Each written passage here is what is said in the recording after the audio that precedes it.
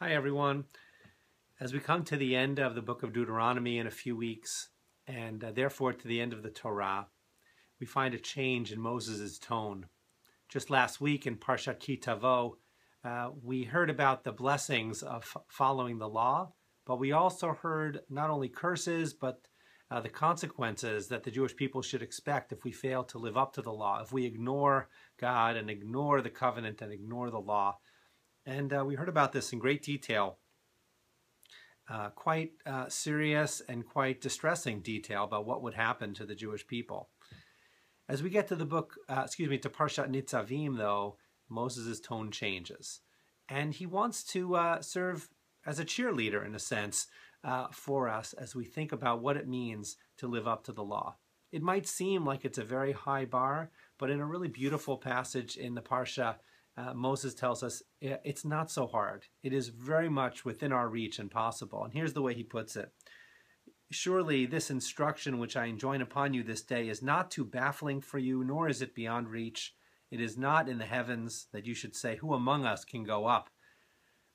Who can go up to the heavens and get it for us and impart it to us that we may observe it? Neither is it beyond the sea that you should say, who among us can cross to the other side of the sea and get it for us and impart it to us that we may observe it? No, the thing is very close to you, in your mouth and in your heart, to observe it. We can do it, basically, Moses is saying. It may sometimes seem that with all the details of Jewish law, with not only the specifics, but also just the demands, the ethical demands that are made in terms of being a good person, that it's just too much for us. And how are we ever going to live up to this image of who we should really be, of who God wants us to be, and what the Jewish people are supposed to be aiming at? Moses teaches that it's within our reach. It's not only within our reach, it's not far away at all. It's in our mouth and in our heart. We have the ability to do it. And I think that not only does Moses show us what it's like to be a good, encouraging teacher, but also what it means to be a leader, what it means to be hopeful about what we can achieve. And while I think that sometimes Moses is in many ways talking to many people I know who sometimes feel like what being Jewish asks of us is so great that it's very hard for people. But I find that Moses' words are really quite beautiful and quite true.